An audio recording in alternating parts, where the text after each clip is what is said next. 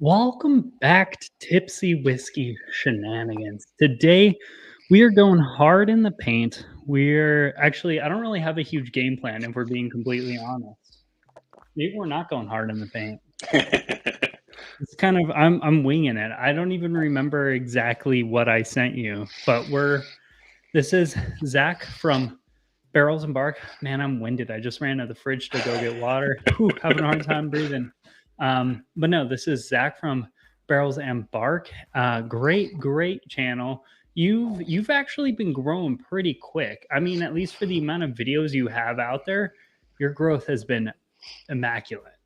Oh, thank you. Yeah, no, it's been fun to jump on and be a part of it. And like I said, I think I just started here in December, so just a short few months here. So thanks. Yeah, it took me, I swear, like 6 months to get my first 100, if not more. And you got what, in 2 months you're at like 2 something or other, but Yeah, by the end of this live stream, hopefully you're at 300. that would be Let's make it sweet. happen, guys. I would love that. Yeah. One of my mods, if you wouldn't mind dropping his link in chat, and then I can pin it. If y'all wouldn't mind. Let's see. I'm just verifying that we're not looking bad because my internet is usually pretty garbage. I think we're good. All right. So Awesome. essentially, this is kind of going to be a little bit of a introduction type collaboration. We're not getting super nerdy and serious about anything as far as I'm tracking, unless if you really want to. But it was mostly just, I think you came up with the idea, or at least the idea was we wanted to do a collab, and you came up with the idea of, hey, why don't we just send each other some of our local crafts, since, I would assume you like local craft and I love local craft. I mean, I work for one of our local distilleries down here, so I like craft whiskey. Yeah, it's hit or miss, but yeah. Yeah, it's fun to hit or see. miss, but I like supporting local sure. areas. And if you find a good craft, I mean, there's probably like 8 craft distilleries in Arizona, and I like 2, occasionally 3 of them. So overall, not a great percentage of liking to the amount of craft distilleries that are out there, but I think craft it's an important subsection of whiskey that I think a lot of people overlook. For sure. No, I agree. We don't have near that many in South Dakota, but there's some unique things, some cool things they're doing that I think is fun to support and kind of go along the journey with them. Yeah, so is Old Elk from South Dakota? No. So I sent you 2 from South Dakota, and then the Old Elk is just that wheated bourbon. Oh yeah. The third one, I don't think I would send anybody any of their whiskey, but it's just super very young and just isn't quite. It's only been around for a few years, and so just doesn't have a lot of flavor. They're probably more known for rum and gin and that kind of stuff in the area. Okay. But yeah, the Black Fork Farms one I sent you is one around here, kind of unique. They have been around about 6 years, and they kind of do Indian corn, kind of a unique grain around here.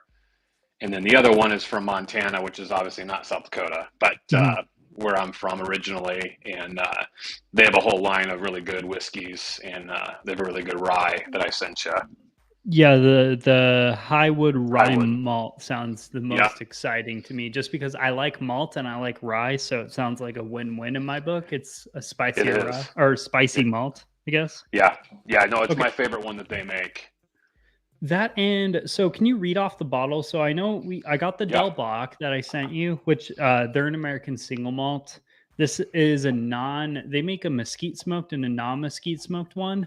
This is one of the non-smoked ones because I didn't know how you feel about smoke, as well as it is one of the cash strength picks I have. It's not one of my favorite picks, but when I sent you this one, I didn't have my now favorite pick, so it just kind of was the only pick I had on hand. But it's a 121 proof American single malt. I think they're around 3 to 4 years old. The Del Bach one? Yeah. Interesting. Yeah. Okay, Cool. Well, so we're like Southwest aging, so it's kind of like Oh yeah. a craftier Texas because the Okay. whiskey scene's obviously younger here. And then I know I sent you 2 Adventurous Stills ones. Which are the 2 I sent you? Yeah. Oh So no, I I can't don't know if read you can that. see in the camera. It's Adventurous Stills. It looks like straight bourbon. Pretty close to straight bourbon, and then the Adventurous Stills Affinity Cask. Okay. Yeah, if it says bourbon, there's only One. I mean, I don't know why I'd write straight bourbon because there's no straight bourbons that I have. I only have the single barrel. So it's definitely S. It looks like a Y and an RAIT is what it looks like. So I don't know if it's. Wait, what is it? It looks like SYRAIT. Okay. That's what it looks like. But Cyrate. Oh, is it maybe Syrah? Maybe that's what it is. Yeah. Syrah. Yeah. The H. Yeah, H probably looks like an IT on my end. So yeah. That would have been the right. one I sent you. Yeah, my handwriting not great, guys. That's right. Not great. But yeah, that makes sense because that one, the Syrah finish bourbon from them, is my favorite Arizona distilled whiskey as of right now. Yeah, it's pretty good color too. I was noticing it's pretty dark. Yeah, nice looking. It's a cash strength bourbon, and so this is a cash strength bourbon I have. Okay. And on top of that, it's finished in Syrah, so it gets dark Southwest aging mixed with wine finishing. It's gonna get dark. Yeah, nice.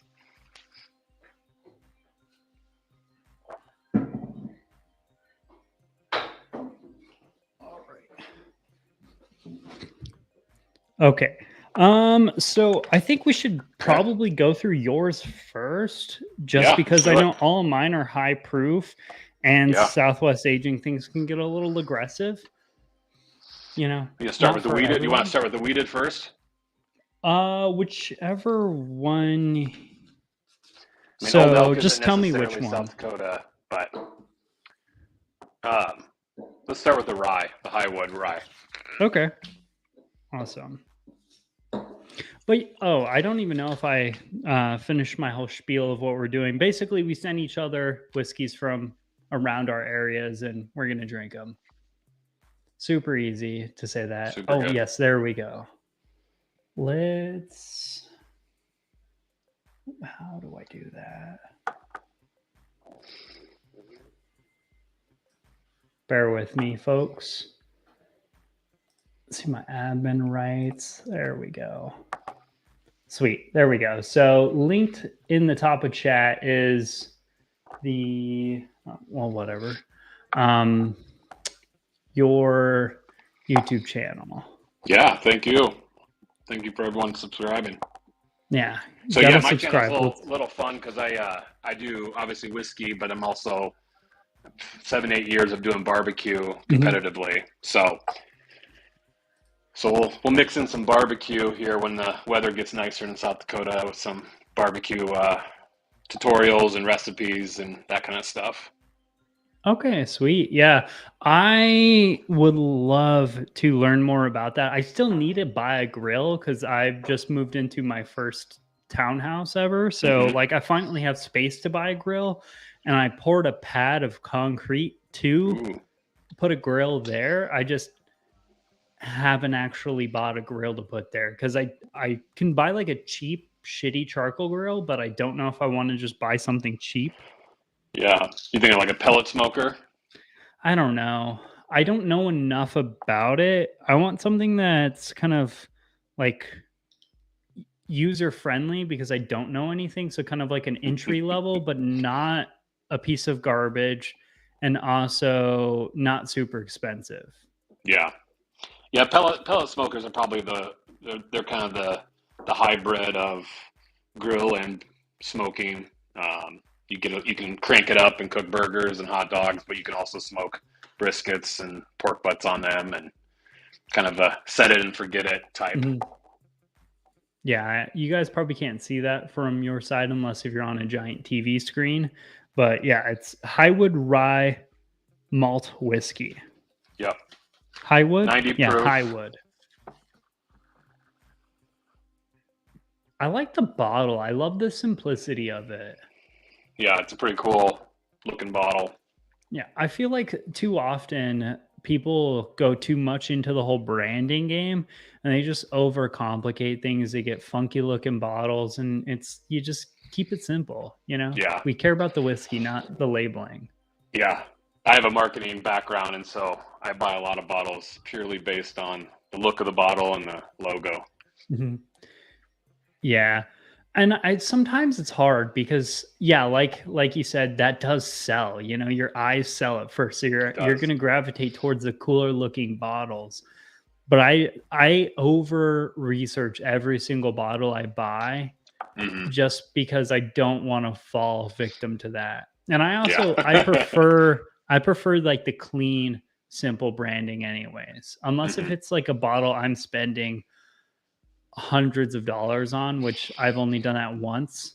I don't really like put too much weight on the branding. And if it has like over glorified branding and it's like $100 or less, it's probably not worth the money then. Yeah. Typically, yeah. Highwood is the name of a distillery in Alberta. Found North gets their wheat distillate from them. Okay. Interesting. Yeah, this is where'd you say these are from again? So this is it's called Highwood, but it's made by Trailhead Spirits Distillery in Montana. Okay. So Highwood is the name of this one. Again, it's all handcrafted grains from Montana, um, called Trailhead Spirits. Mhm. I like the smell of this. It's atypical, Yep. and I kind of dig that. I mean, I just ate like 20 minutes ago before this, so I feel like I need to drink some water before I start drinking anything, but it has this like rye funk, but also this like dark kind of like tobacco-y side as Yep. well. Yeah, you definitely get. I get a lot of that, some of that dill, that rye dill, and then yeah, that tobacco, even leathery. Yeah. It has a little bit of a I get this similar note on Whistle Pig, the Whistle Hmm. Pig 6-year-old. It has this like candied note to it. Yep, that piggyback one. What do you think it's called? Yeah. Yep. Yeah. Yeah, I That's agree. honestly out of not to get like into Whistle Pig, but out of all the Whistle Pig products I've had, I've been super disappointed, except for the 6-year-old one. So the budget one, I just think is I their agree. best product. I I don't would be the understand same why. same way. Yeah, it also has that High West Double Rye has a very similar smell Mhm. to this. Yeah. Yeah, because it has that like herbal mintiness, but then also Hmm. like this nice candy note. And there is that nice like vanilla tobacco. Like it's Yeah. one of those fake cigars. Those Yep. Yeah. what are those called? I used to smoke them when I was like um. I don't want to say a kid, but younger. Hmm.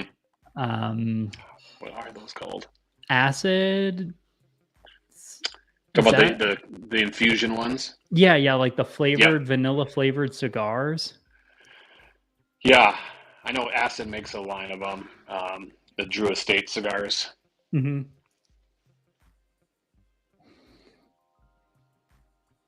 I like this though. Yeah, it has that like candy dill minty side, a little bit of a tobacco, nice vanilla, Yeah. but it's not aggressive. It's not overly No. dark. It's just pleasant on the nose, which makes sense because it definitely has like I'll call it like a northern rye vibe to it. Yeah. Yeah, that makes sense. Kind of like a Colorado type Hmm. vibe or like a northern Arizona, or at least from my perspective. Obviously, you said Montana, so that's even more Yeah. Get that up northern. north than that. Yep. That High West.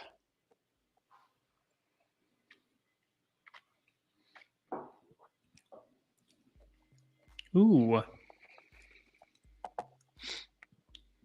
like peppery, a little chalky, nice vanilla. The malt's not as robust as I would have No, thought. It's there. It's on the back end, which that seemingly definitely. happens to me with a lot of malt products. Is the malt gets Is it? more and more aggressive as it's towards the end. but it only really gets noticeable about like mid palate, and then at the end it's still there, but it's not like a dominating factor at all. No, yeah, no, I agree. Yeah, it definitely has that spice, that peppery bite in the beginning, and then it mellows out. Oh, Yeah. super, pretty short finish, but Mhm.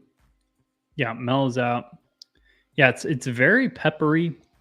hmm And then, yeah, like I would say it's like peppery, then mellows out into this nice vanilla with like a hint of malt at the end. yeah, I mean, pretty kick up that malt, simple, it would be good. easy. Yeah. Yeah, I would like it to be a little bit more aggressive, but I also prefer those aggressive whiskeys. Yeah, and most people probably don't, or a lot of people don't. Mhm. Bye. I like it though. I mean, how much does a bottle of this go? I think it's around that $70 range. Okay, yeah, I would for sure not buy it for that. Yeah, I mean But that's sometimes the difficulty with some of those craft is the price yeah, ranges are just so high. That the Black Fork Farms is like that too. It's in that $100 range, and it's just like, man, there's a yeah, lot of other ones. it's been my general consensus of like a lot of like the lower proof craft stuff, at least in my area. There are either garbage or they're expensive. So I always just go to like their picks or their like cash strength ones, Mhm. because their picks and cash strength ones are kind of more priced appropriately, because they're usually Yeah, only like $10 or $20 above the 90 proof one. But then it's like you're buying a $90 to $100 cash strength bottle that, like, oh yeah, might be a little overproof, but or an overpricing of that bottle in itself still, but at least it's not like a $60 to $70 bottle of like some 90 proof bottle that you would prefer to buy at 40. yeah. No, I agree. Yeah, and I feel like you always get just that better flavor with those Mhm. full barrel strength, cast strength. Yeah.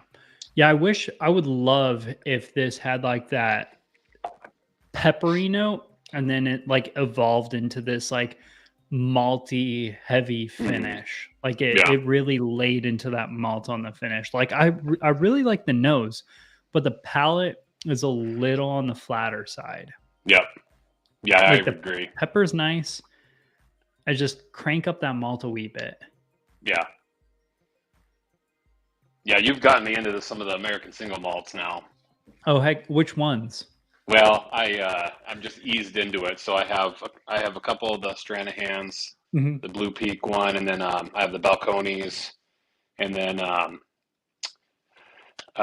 there's a distillery out here in Iowa close to us called Cedar Ridge, and they have one called the Quintessential Hmm. um, single malt, and then I've been sampling the Jack Daniel's American single malt. Obviously, impossible to buy the bottle, but Yeah. that one I really enjoy a lot. Right. I was so upset. I thought that would be like one of the only Jack Daniels limited releases I might actually get my hands on, because I thought that was going to turn off people because it said Oh yeah, American single malt on it. Because like yeah, I'll make a video that says bourbon in the title, and it will get like 1,000, 1,500 views. I'll make a video that has American single malt on the title, and it'll get like 100 views. So I was yeah. like, oh, maybe I'll just like, like people don't Sneak in. want that kind of product. So, maybe I'll be able to get my hands on it. Nope, not at all. Have you had a chance to sample it? No, not even. I haven't Okay. seen it anywhere. A few bars here in town have it. I think it's about $25 a pour. Yeah, I would buy a pour for sure for Oh, that. yeah. It's very good. Very, very good. Yeah, I'm But excited to get your thoughts on the Del Bach then. Like I said, this isn't my favorite of the picks I've yeah, had, but it's still like it's a, high proof American single malt. That's around, I think it's 2 to 3 years, maybe 4. I'm not quite okay. sure. And then I can't wait for the distillery I work with, the Adventurous Stills. We're Okay. working on an American single malt right Ooh. now. It's not quite there, Yeah. but in time, I think it needs either a little bit more age or like some sort of wine finish. It's just Yeah. like this one. It's just a little lackluster. Like the bones are good there. I just want more. But I'm also Yeah. I'm an aggressive cash strength, Okay. you Yep. know, spicy kind of whiskey. I'm not your average consumer. Yeah. True. True. That's kind of what the Cedar Ridge one is they have a vineyard and winery as well, and so they age it in wine barrels, and then they do that. What is it called? Mhm. Solare process. Oh, the Solera method or Yep. whatever. Yep. And Yeah. so, um, I've had one of their products before. It was bourbon maybe. no, it was one of the American single malts because it was Okay. I'm trying to think of the company that does it. Independent Bottlers. It has a Lost Lantern, I think. Okay. Okay. Yeah, I think Lost Lantern. Drop it in comments if you guys know what I'm talking about. Which, by the way, sorry, I know I'm horrible at interacting with guests and you, chat. I still love you, chat. You know, I'm just a piece of garbage. But yeah, I think it was Lost Lantern, and they sent me some samples, and I had I think it was Cedar Ridge American single malt from them, which they're an independent bottler, so it's basically them doing picks of their products, and I was blown away by it. I almost bought it, but then I saw the price tag of the bottle and I was like, I don't have $120 to spend on an American single malt right now, which is an unfortunate subsection of that world. Yeah, we don't have much up here of those, but hopefully they continue to grow more up here. Mm-hmm. Yeah, I think it will, especially in where'd you say you're from? South Dakota. South Dakota. Yeah. Sioux Falls, so we're right on the border of Minnesota, Nebraska, Iowa.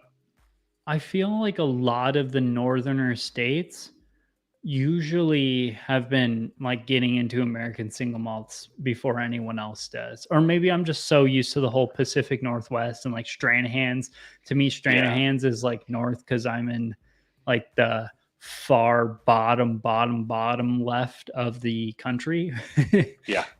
Being in Arizona. So I'm used to things being kind of like up, but like Stranahan's, Colorado, you know, that's super north. I went in that general area about a year ago, and I was like snowed in, and I was like, this is too much winter for me. We're too far up north. I can't handle this. So I know. I would expect to see a little bit more. I mean, currently we have two producers who are actually bottling a product of American single malt here. The Del Bock's the only one I consider to be a good product. Mm-hmm. And like I said, the one I'm working with, we're in the works, but I can't imagine we're going to release a product that I think is subpar, or I would at least hope not. So, you know, only future will tell though. I'm not How long have they been around, Adventurous Stills? 2016. Okay. So 6 years now, 7 years. Yeah, and I know the American single malt's about 2 years old, but it's an ex-bourbon barrel, so it needs a little bit more either age or some sort of wine finishing to give it a little bit more of an oomph to it. Yeah. I would say age, but you know, you lose value over time as well. So it's kind of a crapshoot either which way. Yeah. Interesting. Yeah. I don't know. I'm not too deep in the woods of like producing anything there. So, you know, I just hope, I hope it's good. I just hope it's good. What's your favorite American single malt right now that you enjoy? Currently, I'm really enjoying Westland. Okay. Yep. Yeah, that's been my favorite. I'm also really crushing on Westward too. Okay. Recently, those have been the two I've tried, and I'm just been kind of like blown away. I recently got a cash strength Westward pick and a Westland pick like right before the end of the year, 2022. And that ended up being my whiskey of the year because I was just blown away with how good it was. Mm-hmm. Outside of that, I mean, I haven't really had anything that's really blown my mind. Recently, Del Bock, they do mesquite smoke stuff, and they did they called the bottle Ode to Isla, and it's kind of their take on like an Isla style Scotch. but like Yeah. obviously Mesquite American wood. Southwest. Yeah. And it's really, really good. It's not my favorite of their Yeah. products, nor my favorite American single malt, because I'm not always a big fan of smoke. But Yeah, that me one out neither. of the ones I've recently gotten that I've really enjoyed, that's for sure top three. Those three Really? have been my like, wow, these are really good. And I bet it's gonna get better and better over time. Does the mesquite really come out in it? Yes, especially at the higher proof stuff. So is The it low have a proof more of one's a not savory crazy. note? I would say it's more like savory and earthy Okay. instead of, because I feel like this might not be the best term to describe it, but kind of like peat has this like briny, salty, musky. savory, almost kind of what's a good way to put it? Oh man, I had it on the tip of my tongue and then I started talking and it just went away. Maybe not sour. Briny's probably a good word. Yeah. I get what But you mean like by it's that. instead of it being like tangy, briny, salty, it's more of like an earthy, dry type savory. So I would consider them both to still be like savory because I think, Isla whiskey is like very salty, briny, and then that's just more of like a dirty, earthy type flavor profile. Okay. Interesting. Yeah, I'm not typically a huge smoky, but I don't mind it every once in a while, kind of unique, just a kind of a change up the palate. It's not something you drink every day, but Yeah. I like it mostly during the winter, but this winter I didn't really get too heavy into a lot of peated stuff. I don't know why. Maybe my palate's changing because the last winter I was just pounding like Lefroy 10, and now I can't even drink Lefroy 10. I can't stand it.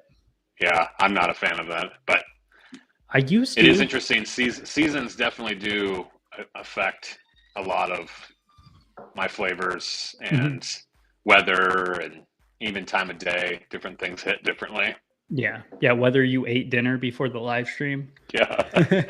Well, I knew we were going to be getting into a bunch of whiskeys, so I was like, I'm not eating. So let's make this happen. You want to get into the next one, and I'm assuming you want to do the wheated single barrel from Black Fork Farms. Yeah, let's do that. This has a super cool bottle. Yeah, I love the square, and then their design's very modern, but also since it kind of has like the deer and antlers, it's kind of like foresty as well. Yeah, it's a super cool. They were a family farm, like multi-generation family farm that eventually turned into a distillery. They use a lot of Indian corn, the blue corn, and this is what they call their wheated single barrel, but their cask strength is probably my favorite, and I've only had a sample of that. This would be kind of their entry level, main bottle. So wheated single barrel, is that like is it a wheated bourbon technically then, or? No, it's just a wheated whiskey. Well, they would say it's a wheated bourbon, I think is what they call it. Okay. But I don't know what the actual breakdown is of that. The specific mash bill? Yeah, it's only 93 proof. And like I said, their cask strength is really good. And then they have an oat. Oat bourbon. Yep. I haven't tried that one. And then they have another one of, I think it's a French oak staves have been added to it. Yeah, the distillery that you're about to try their stuff just recently released I think the mash bill was 70% wheat, 30%, or no, as you were, 70% oat, 30% malted barley. Interesting. We did one in 30-gallon casks and one in 15. The 30-gallon cask was good. The one in 15-gallon cask, because it was aged for 26 months. And I know all these stats perfectly because I just went to an event last week for it. So I don't even need to look at the bottle, which is awesome. But the 15-gallon cask is phenomenal. Really? It is maybe my favorite Arizona whiskey now. I'd have to Wow. compare it, but it blew my mind. I bought way too many of those bottles that day, but it was real good. So it's 70%, you said, oat? Yeah. Yeah, it 16 and malt. gave a very nice, like almost kind of soft American single malt, but without Okay. the malty. But then Yeah. like I said with the first one we tried, it kind of had an evolution into malt. Okay. So The 30-gallon one? yeah, and then the 15-gallon one that had a lot of darkness in it. But I also like dark ass flavors. So again, Yeah. that's my vibe. Yeah, no, I would lean more the higher proof, darker stuff. This one has a tropical type nose. Yeah. Has I this get a nice lot like of pineapple note. grainy, a lot of grainy cereal to me, but Okay. yeah, I can get the tropical. Yeah, and then It's after you almost said like the a grainy, seagrass. yeah, after you said grainy, now I'm just thinking like honey nut Cheerios. Yeah, And I yeah, also see that too. Yeah, I see a little bee swinging around one of those honey stick things. yeah. Old Pulteney is a solid maritime single malt, but not peated. Oh, single malt. Where are they from? Is it an American single malt? I've never heard of Old Pulteney. haven't either. By the way, cheers, Whiskey Wars. Which, by the way, we're 30 minutes into this. Hey, if you haven't done so already, please do me a favor: like, comment, subscribe on this video. Also, there is a link above on chat to Zach's channel, Barrels and Bark. Do him a favor, go over there and subscribe. Let's try to get you up in subscribers. Let's see, what's your currently subscribers account? I don't know if I can really. I think it was 280s. Barrels and Bark. Let's see here. Okay, 286. Come on, we can There we at go. least do 290. Yeah. 300 maybe. Come on, guys. Please do So me how a long favor. have you been Get doing shit this? done. Early, or I would say probably like March 2021. So we're Okay. approaching 2 years at this 2 point. years. Wow. I don't know. I also the start of the channel was rough. Was it? Very rough. How so? I didn't have the right equipment, and I don't know. Flavor profiles changed, preferences changed. True. I started off doing it with a friend of mine. Now he kind of just occasionally shows up from time to time. So it's done a lot of twists and turns over the time. Mm-hmm. Now I'm basically just an American single malt ambassador. Nice. And I occasionally release a bourbon video that's pretty controversial nowadays, because I'm just trying to like stir the pot a little bit with my videos recently.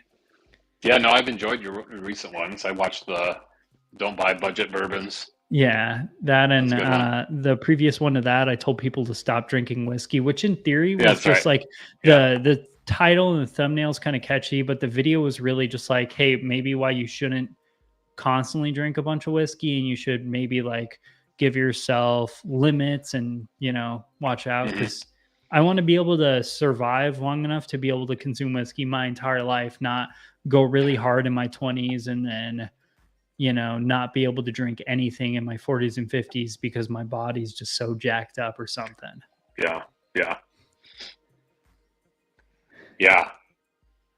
I think so I'm not usually a big weeded fan, but I think I kind of like, nope, just kidding. I lied. I like the nose of the first one better. Yeah. This one does have this really nice, like grainy pineapple note though.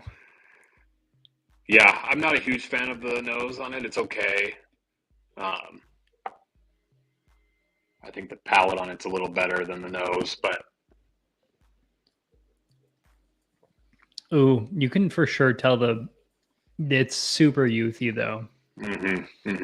I do like youthfulness. Like it gets corny, but there is like this nice like tropical fruitiness in there as well. Yeah, the finish on it is terrible. Yeah, it's sour. It's good up until the finish, and then it just drops off, and it's like, ugh. Yeah, that's not for me. The mid palate is good. I like Yeah. that. And then then it's just like, oh, Yeah, it no goes it thanks. goes sour. That's my biggest issue with a lot of weeded stuff is it or weeded stuff, it usually goes super sour on me. And yep, I went like sour. I always say like sour cream because it has this like creamy sourness. Sour Yeah. cream is not a good translation of how to describe it because that implies so much more, but it's like this creamy sourness. So there's Yeah. no other way for me to just say that without being like, "Oh, you're talking about sour cream, Sour right?" cream. But it's not sour cream. It's like this creamy, like not viscously creamy, but it has that like No. I don't know how to describe it. But yeah, going way off tangents here. Now that you say it, yeah. It's almost like not tart, but I don't know. It's pretty thin, Yeah. youthful, but Yeah, it takes that like corny cereal note and it just goes mhm. super sour to me. Like there's good bones. It just needs age. It definitely needs age, Yeah. and the cast strength one is a little better. Um, but it's like I think the cast, if I remember right, the bottle is like $130 or $127. So it's like, geez, just tough to pull the trigger on something that young. Yeah, I so over this last weekend, I went on my bachelor party trip because I'm getting married soon, and we were in Flagstaff, northern Arizona, and we Mhm. visited a distillery because it was the only other distillery in Arizona that I didn't yet try because I was planning on waiting for this trip to do it. But they do American single malts primarily, and so of course I was like, I'm all in on that, and I had like very similar feelings, but like youthful maltiness. It's just Mhm. like I was like, your products cannot be more than a year old, Oh and it's yeah, just it's not ready for this. Like yeah, I don't know. yeah. I hate when companies release super young product just to get product out the door because then it kind of ruins your brand image. You know, It had you does. waited for 6 years or six more months maybe or like maybe a year, yeah, of course it's going to cut down your bottom line a lot. But release product that you know is ready. I mean, starting in Yeah. distillery is not an easy game because No. it takes forever for product to age up. But Yeah. No, yeah, I no, agree. I agree. I like the tropical notes. It's just very youthy and Yeah. kind of flat. Yeah. No, I agree with you. Yeah. The Ardbeg, the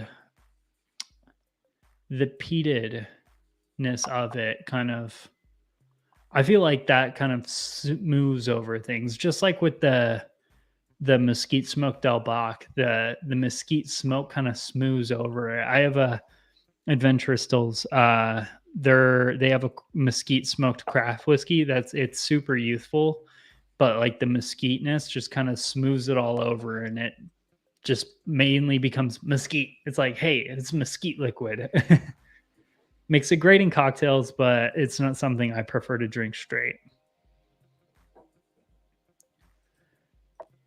You want to get into the Old Elk? Yeah, let's do that, and then we can jump into yours.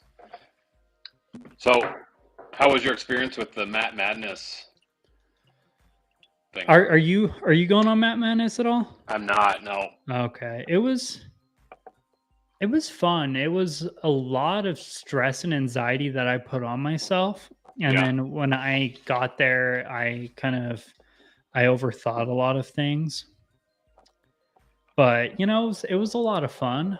Was it? I Yeah, it looked like it.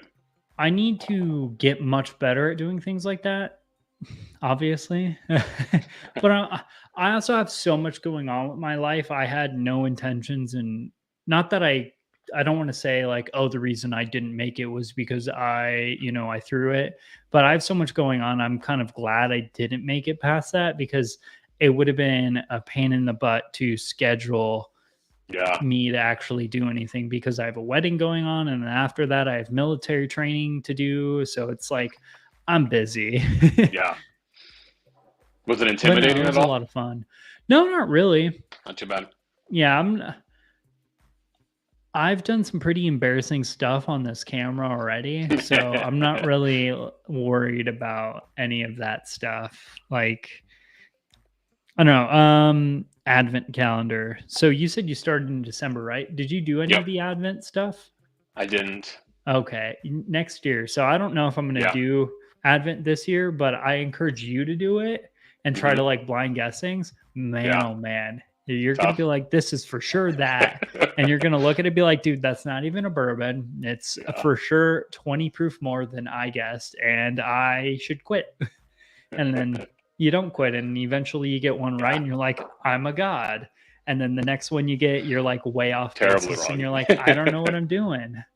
Yeah. Dean, I am in the Army Reserves. I'm technically a 25 Sierra, but I'm currently filled in a X identifier spot because I'm a drill sergeant. So that's what I do. It's fun times, fun times. How long you been in the military? 6, 7 years now, 8, Wow. somewhere Nice. around there. I know that's a general, or that's Yeah. like a pretty big window, 2 years, but I think it's 7 to 8, maybe. I don't know. COVID really effed up a lot of things with my Yeah. timeline of like being an adult and figuring things out. I like this one the best on the nose so far. This has, you Yeah. can tell for sure Bourbon. this one has some more age to it. Yeah. Yeah. If I'm right, Old Elk is this is their kind of their baseline. I'm pretty sure it's MGP Yeah. juice. I think I heard though that Old Elk is now making their own juice. I don't know if anyone in the comments knows that for sure or not, but I've heard the same exact thing. This is super weedy though. Super wheat. Yeah. So it's 51% corn, 45% wheat, and 4% malted barley. So it's basically just wheat and corn. yeah. You can definitely, it's one thing this has that the other ones don't have: oak. Mm-hmm. Like there's a heavy oak on it. Yep. It's not just like the general grain flavor profile of like the pepperiness, the spiciness, the maltiness, or like the corn, that sweetness, or like the wheat kind of. I think wheat gets like this soft, soury vanilla note to me. Yeah. Yeah. This definitely has years in oak. Yeah, which I mean that makes sense. They're sourcing MGP; they can afford to do that. Where these guys are releasing their own products. I think Old Elk says that they get it and then they tweak it. You know, add They their own just spin blend to it. Yeah, but yeah, it definitely has a better smell. It's definitely a better taste. I almost like knowing the backstory of these whiskeys, though. I almost kind of respect the like 2 previous ones we've had before this, even though I know this is like it's arguably going to be way better. I kind of respect them just because they're making it their own. Like they're doing all the stuff. I'm excited for Black Fork and Trail Spirits or Trailhead just in the future as they grow more and get better product. I think their stuff will improve, but that's I like really Old Elk good stuff, though.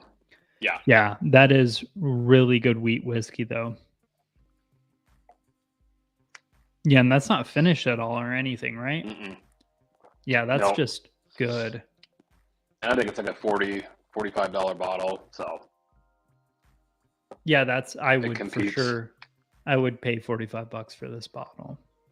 Yeah, because I would put this on par with like a Maker's 46 to me, maybe a little bit better off the top of my head. But yeah, it'd be right there with the 46. And yeah, the 46 is like $35. So yeah, I'm not a huge fan of the 46 other than the cat strength, but this would be right in there. I think this might be better though, because I think it has a more natural flavor profile, because 46 sometimes gets this weird artificial peppery flavor profile to me because I think it might be over finished. Yeah, what are the French Yeah. oak or something. Yeah. Yeah. We're going to take a hard right turn from the things you sent me, though. Yep. I don't even know where to begin. I guess with Del Bach, because after that, the Adventure Still stuff gets very funky. Okay. No, I'm excited for these. Yeah. I'm excited to get your thoughts because I haven't really sent to a lot of people in the whiskey community a lot of the Adventure Still stuff. I personally like it. There obviously were from Arizona, so it's going to be a little bit more on the youthful side, but I think like we kind of focus on doing more exciting grains to kind of replace where it would normally be a little bit on the flatter side. Yeah. Or boring or more like on the youthful side. I think they kind of go in the realm of like, hey, we're going to instead put a little bit of chocolate malt in this to give it a little kick in the ass. Yeah, you definitely get that barley. Ooh. For 120 proof, though, this is not bad. I feel like no, it definitely doesn't have a real punch. Yeah, and that's why this is my least favorite of the picks I've had so far. I thought it was the same as the previous pick I had, so I didn't try this one because I thought it was still the part of the previous single barrel from them. Man, this one's way less intense than the other one I had. Oh, okay. Yeah. The one I have up there now, man, oh man, that thing's amazing. But what does this run for? This specific bottle I got for 85. Okay. The other pick I had was $100. Okay. But well worth the extra $15. That one has more smokiness in it. Yeah. Right? Yeah. I think all their stuff kind of has this like mild little bit of like mesquite-ness to it. But I think that must just be due to wherever they either smoke it, if they smoke it nearby or something, or if it's just the mesquite barrels being next to the non-mesquite barrels I don't know. Are they a fairly small distillery? Yeah. It's like the size of a warehouse. Okay, wow. Not like a really large warehouse, but a smaller warehouse. They're probably... I haven't been to the one I'm kind of like iffy about. I haven't been to their distillery, but I would say this producer is probably the biggest Arizona distillery that I think has good whiskey.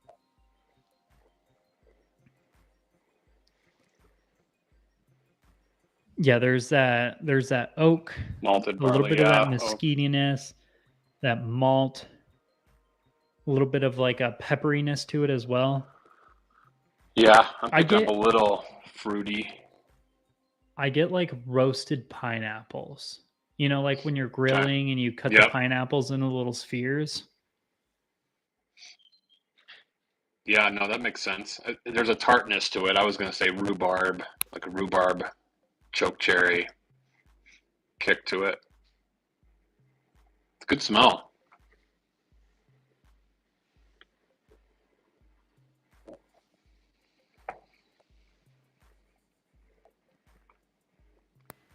Hey, can you hear me? Barely. Hear me? Hello?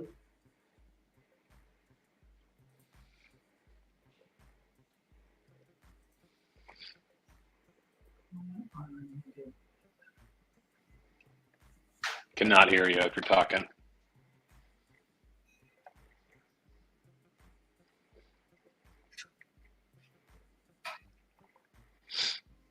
Can you hear me now? Yep.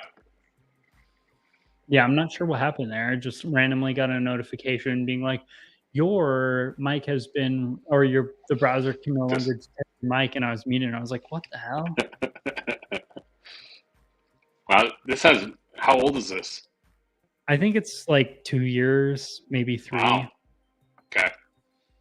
They age all their stuff, I believe, in 15-gallon casks, though. Okay, that makes sense. Get a little more flavor added.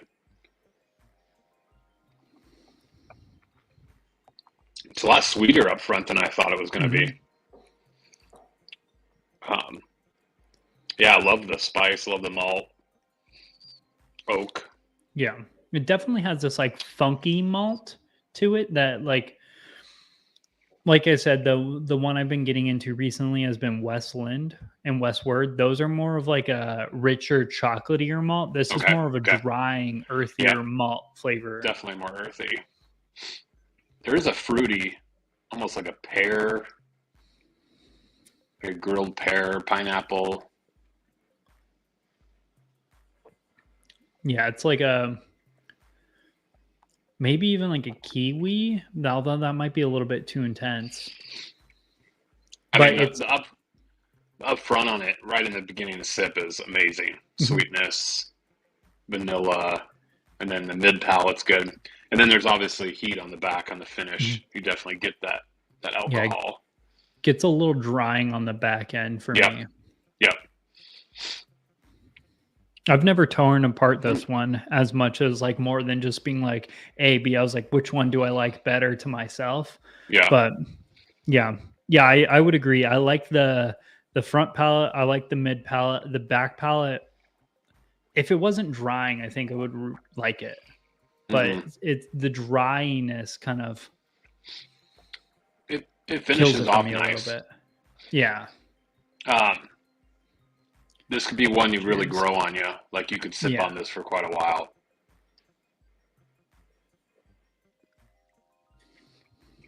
And that's really good. It lingers pretty good. Mm-hmm. Yeah, I really like their stuff though, just because, like I said, this was my least favorite of the picks. So at Okay. least for my palate, this is on the crappier side. And Okay. you can readily available get these bottles for 85 to 90 bucks at like most of the bigger retailers around here. Really? Wow. Yeah, that's pretty. That's a good price. I'd pay that for this. I mean, Mm-hmm.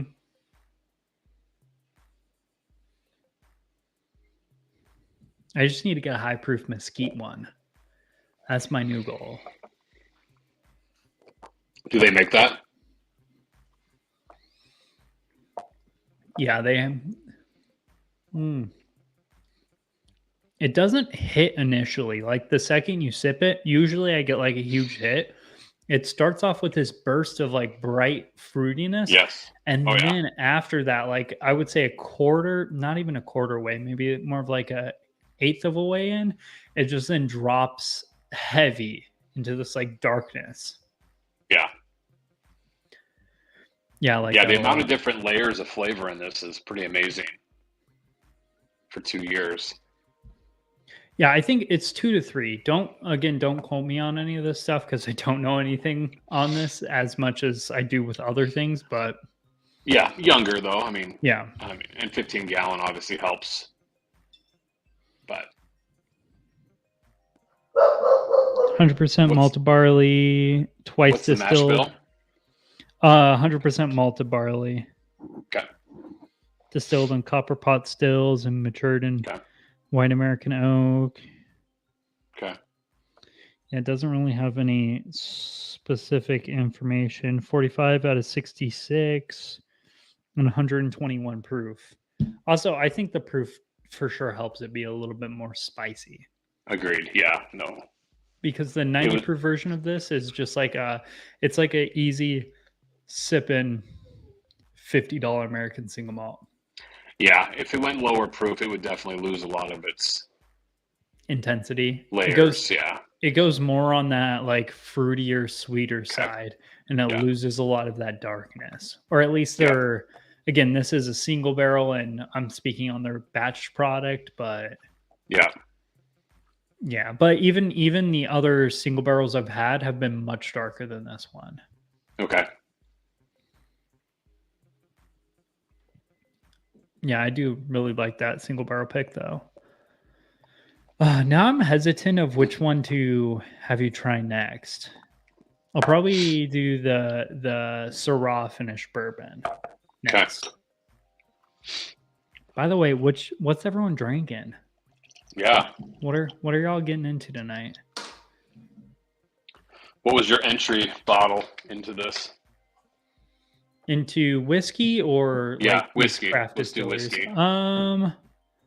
I would say my entry bottle into whiskey was probably, oh man, I'm trying to think. I mean, the first bottle I bought and probably like completely killed was Lead Slingers, just Okay. because it's a veteran owned and operated Hmm. distillery, although they totally 100% source. So it's kind of a little bit of bullshit there. Yeah. But I tried them. I like them. I mean, it's overpriced for what it is, but I do think it's a very easy, approachable, very vanilla flavor profile. So that was probably Yeah. my first one, and then after that is basically Old Forester 100 Okay. proof and Wild Turkey 101 that I kind of lived Okay. in for a Yeah. while until I started buying more expensive stuff. The Old Forester bottled and bond and Yeah. Russell's 10. Russell's 10. I don't care for it anymore, but man, oh man, I bought a lot of those bottles early on. Yeah. Yeah. They Are also you they still used a to be Wild like Turkey fan? $26. Oh yeah. Oh yeah. Everything used to be Yeah, that's fair. cheaper. Are you still a Wild Turkey fan? Yeah, yeah. I Okay. still probably my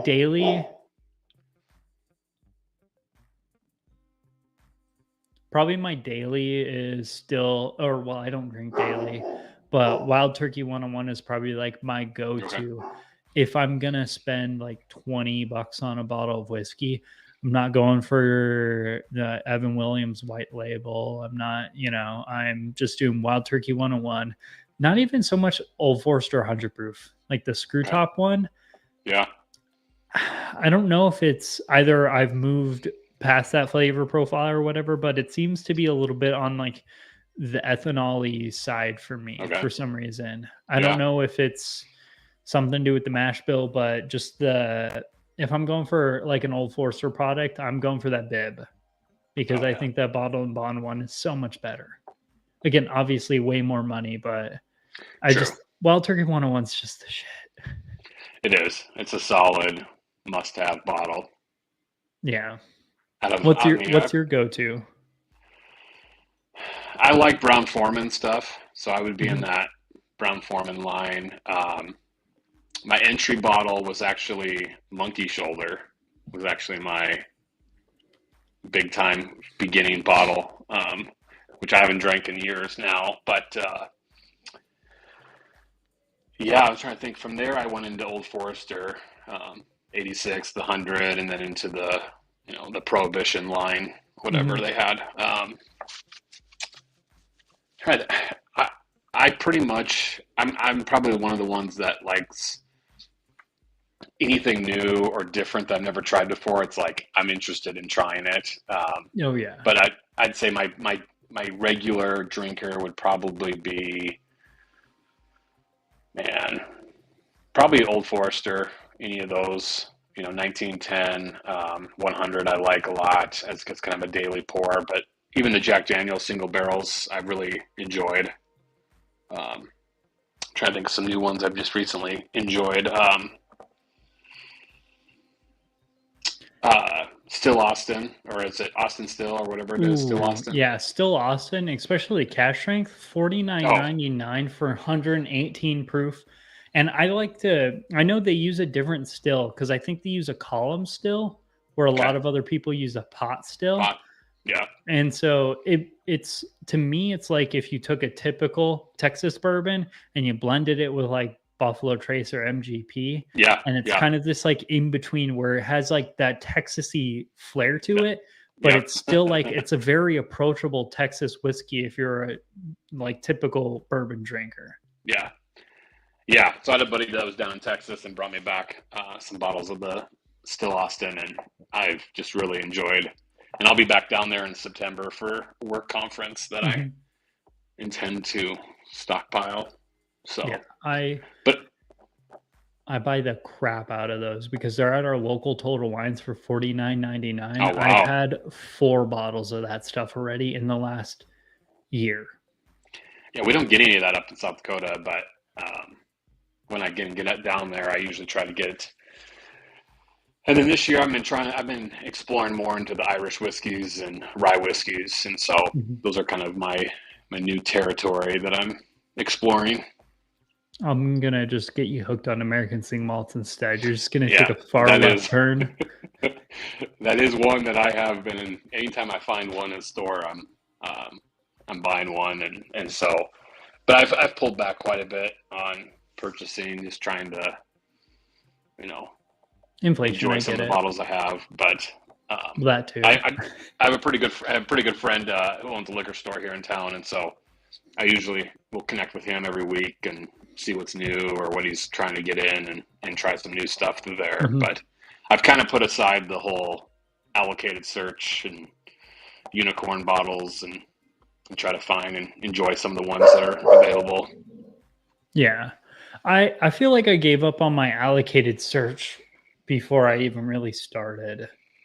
Like I Yeah, think it's I've kind of tried searching about like 4 or 5 times in my entire like we'll call it bourbon hunting career, but like outside of that, I've pretty much just bought like shelf products. yeah. Which one are you smelling right now? This is the bourbon. Oh, the Syrah. Very Yeah. chocolatey, and almost like a coffee espresso. Mhm. Yeah. It's So very I chocolatey. I don't remember the mash bill on this one, and I can't even be 100% sure. Okay, here we go. I can partnered with to create this special cast for 29. Okay, so I'll just give you the aging process. So it's after 29 months, rest in new charred oak cast, the bourbon was moved into an ex Syrah cast for an additional 4 months. Okay. So in total, it's a total of 33 months of aging in, Arizona. So that's not a short amount of More. aging. Yeah. Yeah. Uh, I mean, yeah, that's 3 years. That's on the higher side for the stuff that we produce. But so I know I don't remember the specific mash bill, but the chocolatey notes you're getting, that's going to be from the chocolate malt. So there's a little bit of Malts. a Yeah. chocolate malt inside the mash bill. So it's like a traditional ride bourbon mash bill, but with like a Okay. little bit of an extra chocolate malt in there that gives it this very, I call it like this chocolatey, malty, almost kind of desserty Yeah. espresso type It bourbon flavor profile. definitely has a desserty Yeah. kind of chocolate mousse. Like how you were speaking on the whole, you know, peated stuff's not really your jam, but like every once in a while it's kind of nice to like have one. To me, Mhm. this is maybe I would drink this way more than say like a peated whiskey, but this Yeah. is for sure not like an everyday kind of whiskey for me. This Yeah. is a after dessert or a desserty type bourbon, or I'm feeling like I want a dessert, but Sweet. you know, yeah, What's this the is like a proof on sweet this? tooth. This is one. Well, So it's 55.3, so that would be okay. 110 something. 110.6. Which that's a perfect drinking proof for me. Like 110s has been my go-to like whiskey Mhm. nowadays. Mm. Very chocolatey. Mm-hmm. Oh wow. Very espresso-y. Yeah, chocolatey, Wow. espresso-y. Yes. Good, nice spice. Oh wow, Pepper, oak. it's been so long since I've had this bottle. I'm kind of Wow. blown away with how chocolatey and espresso-y it is. It is. Very much. The That's Syrah good. doesn't really kick through as much as I remember it. Yeah, I mean, the finish on it is like chocolate Mhm. bomb. Yeah, it's like it's Wow. those like milk chocolate covered espresso beans. Mm-hmm. Yeah, it kicks hard in that espresso. There's a little bit of a darker fruit. Yeah, there's like a back end of like maybe like a chocolate cherry or like a black cherry type thing, but wow. it's dominatingly that chocolate. And like I said, this is a little bit on the older side for the product, so like not everything's this dark and aggressive. Yeah, it's good though. I mean, I like love that. the layers of it. But again, It's it's not a overly dessert sweet. person. That's what's nice about it. It's not overly sweet. Just chocolatey. Mhm. Has nice spice, nice burn, nice balance of oak on the back.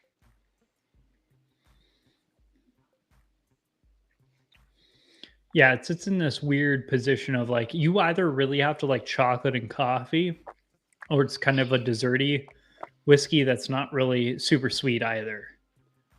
Which I think is better because I don't really love the desserty, super sweet whiskeys. Yeah. Yeah, Like I wouldn't either. I like you said, I love Brown Foreman. Probably not as much as you because I feel like I've kind of gone away from Brown Foreman recently. But I love 1910, love Woodford Double Oak. Woodford Double Oak was Yep. probably the first like Yep. $50 bottle I ever owned. Love the heck out of that bottle, but it's like drinking Werther's Original. I get like one glass deep and I'm like, I Too need much. something with a little bit more of a spice or something else. Like it's just so much vanilla, caramely sweetness. Yeah. If double oak was like cast strength, I think it would be amazing. Why don't they have that cash drink? I know. It would be so good. Bear with me one moment.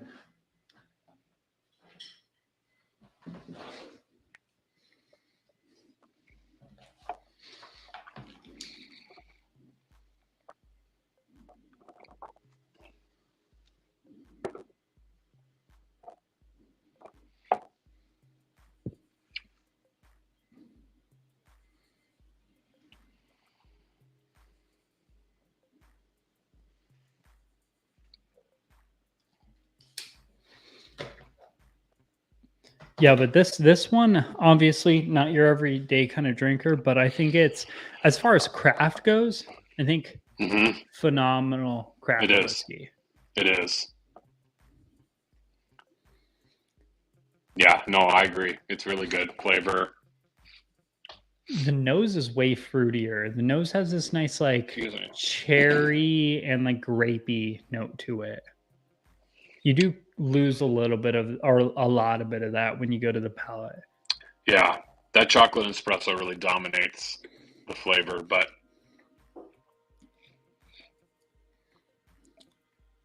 I mean, it's hard not to like that though. I mean, if you're someone who likes chocolate and espresso, which I'm a coffee nerd, so it kind of goes in hand. Yeah, no, I think people would really enjoy that. Even somebody who would be new to bourbon would like this. Yeah, maybe at a little bit lower proof since it is 110, it's probably... but I mean, that might not hurt from a little bit of water. Might kind of brighten it up. Let's see. Probably added way too much water there, but dropped it down to 80 proof. Yeah. I mean, there's still a nice the nose kind of didn't really, it maybe got muted, I guess, but didn't really, it might have woken up a little bit more of that, like those kind of fruitier wine notes. Okay. Those grapey, like right now I'm getting that, I forget what that jelly or jam brand is, but the Concord grape, the purple jam. Yep. That with a nice little bit of oak, some chocolate, and a little bit of like an espresso, dark roast coffee. Yeah. What'd you say this bottle was? You said 85? This specific bottle, no, I think I spent like 65, 70 bucks on it. I can't remember. Not bad. I bought it. I haven't had a lot of it. I bought it a hot minute ago. This is my first bottle I bought from them. Okay. And it's so far my favorite. And I've been kind of staying away from it because it's a one-off release that will never be recreated ever again, or likely we're never going to create anything even maybe in the same vein, but I don't know. Who knows what it's going to happen. But yeah, I've been kind of like holding off on it. Eventually one day I'll drink it, but yeah, I like that. That's really good. Yeah. If I'm going to send you out Yeah, I think the water kind of brightened up a little bit of the palate, Great. but it's still that chocolate and espresso. A little bit brighter of like a cherry note in there, but that's about it. Mm. Made it also thinner too, so I think it kind of killed it a little bit more. Yeah, yeah, it's right on that edge where it could be a little Mhm. thicker, but thinner would definitely make it less appealing. Mhm. I think it's as far as because the biggest issue with a lot of Arizona whiskeys is things can get a little bit too dark and aggressive when you go cask Okay, strength. okay, Especially a lot of their stuff. I find a lot of their stuff kind of needs to be a little bit either watered down or you like it can't be your first whiskey of the day. You got to get used to that like smacking of the ethanol a little bit. yeah, yeah, Um, so I think that this being like 110 proof, because usually a lot of the stuff is around like 120. Like the next one okay, we're gonna try is another one of their bottles. It's 60.9%, so that's okay. 21.8.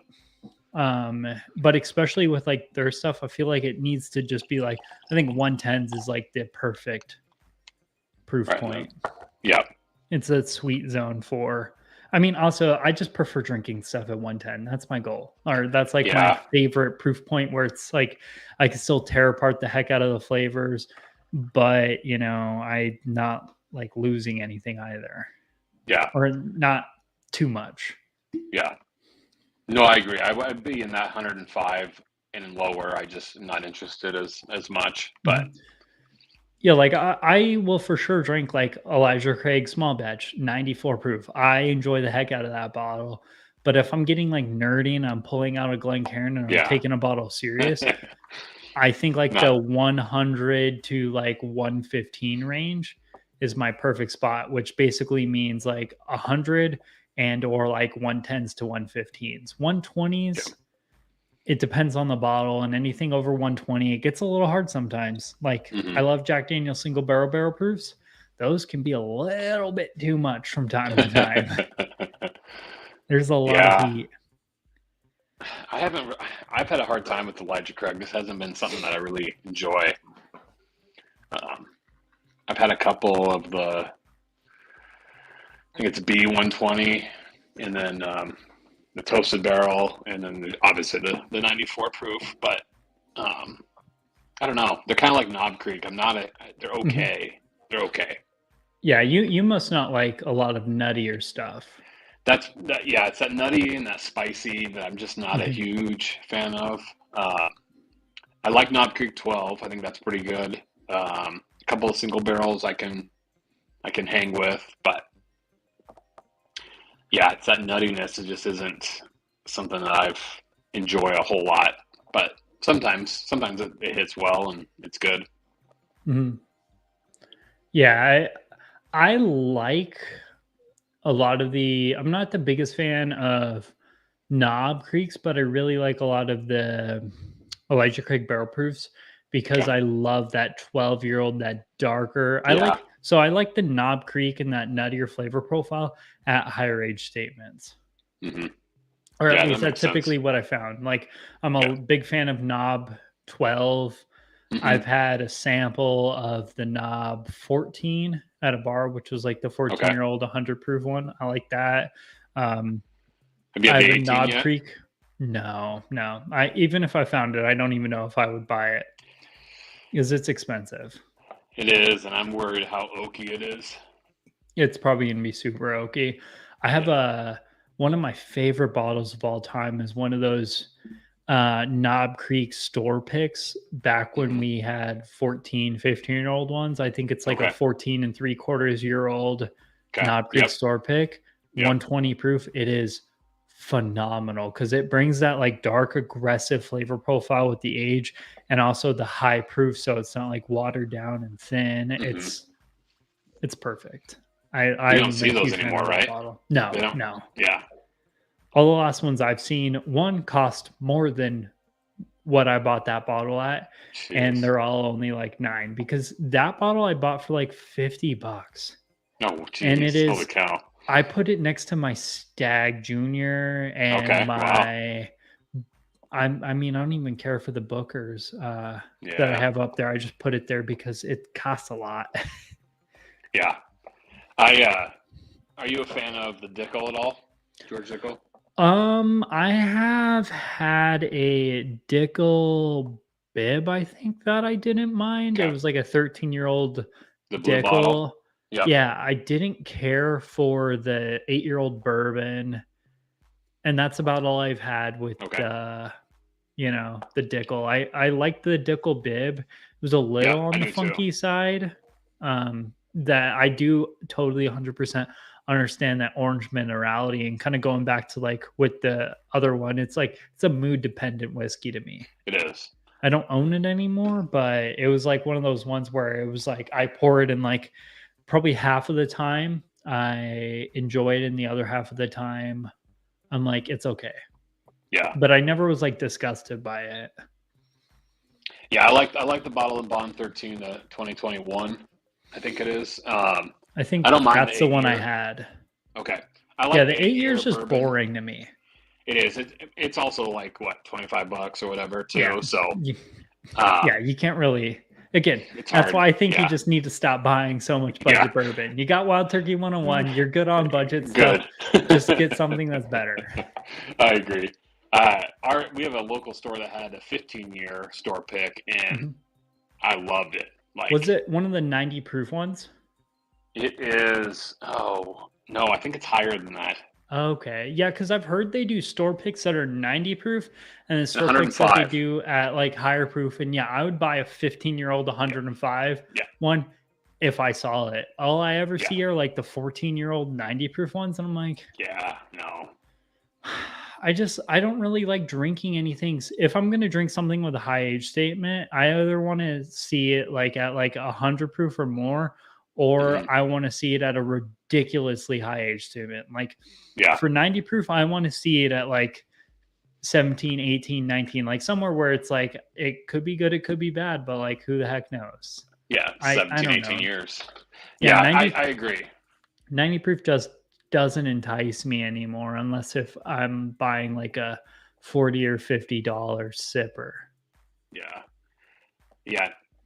Yeah. The Calumet 15 and 16 I both really like, and as Mhm. well as the Dickel 15 are kind of my enjoyable special bottles. Yeah, I have the Calumet 15, and I'm not blown away by it, but for $100, I think it's a solid pour. Yeah. Especially I because agree. it's became kind of a shelfer.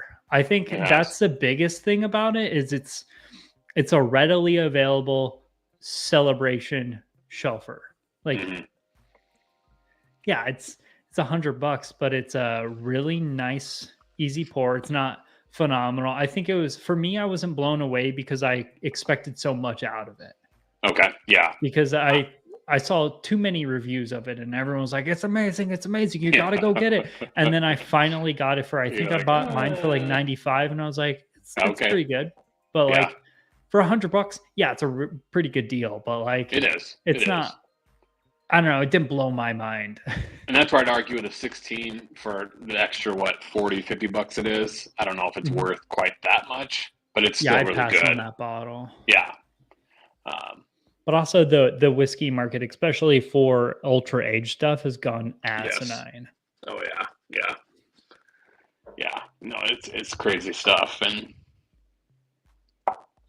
So the last bottle I want you to pour, and I'm not going to tell you anything about it outside of the fact that it's 121.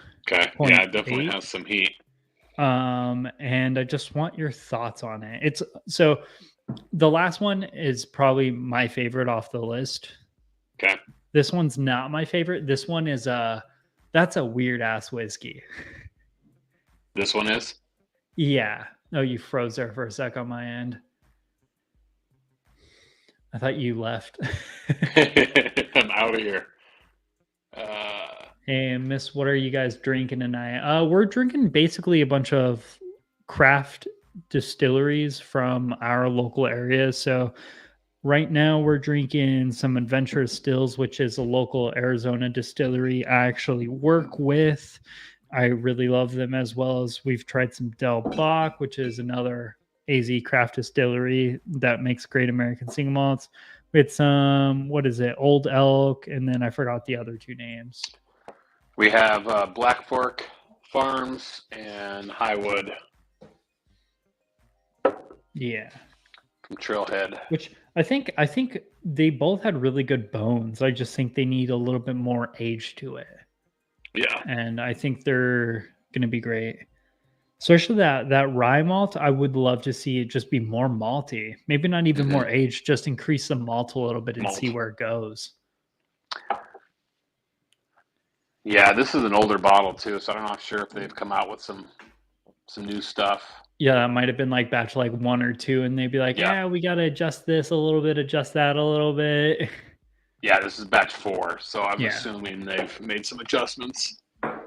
Yeah, I think so. The one you tried, so this is just the special releases, and this is batch 15 of their special releases, so not even their like mainstays. That was a early 2021 bottle, I think. Okay. And then right now we're on, I think, like special release number like 27 or something. Okay. This is funky as hell. It's proofy. Definitely has kick. Yeah. It has some maltiness to it.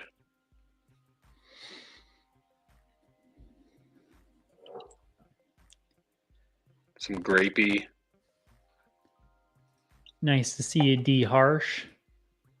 Do you think distilleries just proof down batches to get more bottles, or do they do it to get the best flavor? I think it's to make it more approachable. Because I think a lot of people, it's it's an experience of a whiskey. I don't know if I love it or if I hate it, or if it's a very different whiskey, which I can explain why. It uses a very abnormal grain. I like the finish on it is good. I think the mid palate I don't care for. The finish though is nice. Mm-hmm. Yeah, in regards to higher age whiskey, I don't know. I have no idea as far as that goes. I would say it's probably due to still mass produce a bottle as much as possible, but maybe they prefer the flavors there. But also, I feel like we would see a lot more proof variances if a lot of distilleries were proofing based off of flavor. Like, I think we would see a lot more bottles that was be like 93.6%. Like, the only time we ever really see crazy weird variances is when it's barrel strength stuff and it's 121, 123.9. You know, we don't really see on like the proof down stuff weird abnormal ones. So I'd say it's probably to get as many bottles as possible. It definitely seems like it has some rye in it.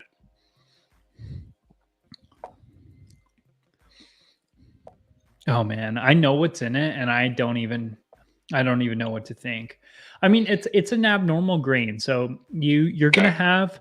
So I guess I'll explain this. So this is one kind of whiskey mixed with a bourbon. So bourbon mash bill blended with unknown grain mash bill. Okay.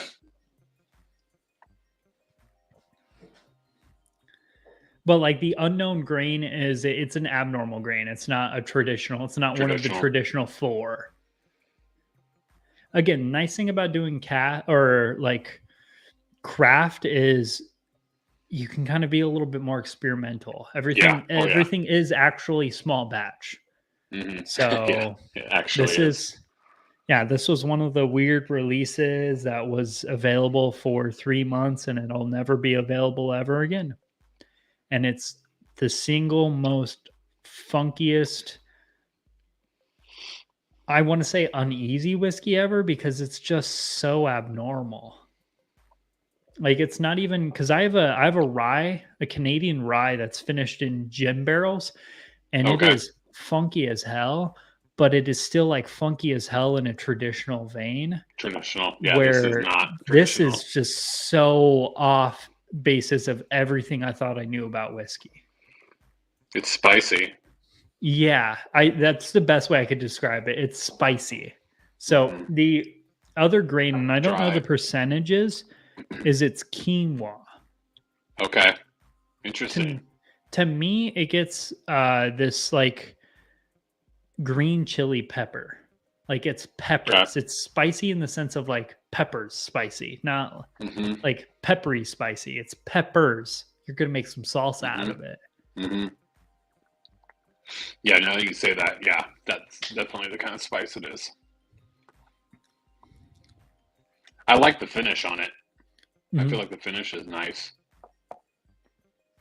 personally. But Yeah, I think the mid palate is the part that I'm so unsure because initially it's a hmm spicy kind of peppery thing. Then mid palate, it gets best way I can describe it is funky, and then the finish, it sweetens it all up a little bit.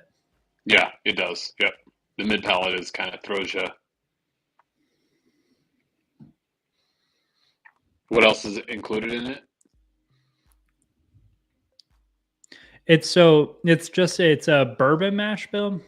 Okay. So it was I think the way the distiller explained this one to me was it was a vatted distillate, like vatted unaged distillate of a limited run bourbon. Because Okay. one of the things that the distillery like offers is that they have people do like this like brew your own barrel project.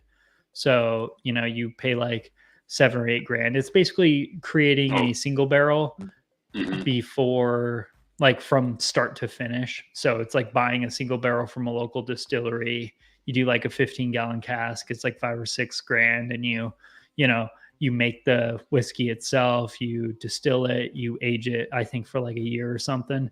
But they made too much of it, so he just vatted Okay. it because you're not going to Uh, throw away a perfectly good bourbon, but it's not like the bourbon mash bill that the distillery is known for. So he's like, well, I can't like age this and just, it's not enough for one single barrel. So it just kind of sat there vatted in a tub.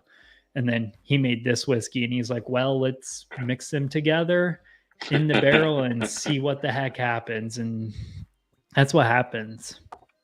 It's weird, it but I is, but also bought a bottle because it's weird. it Like, is. Yeah. I like that this is a bottle I share with people. I don't drink it on Yeah. my own, but this is like a hey, dude, try this.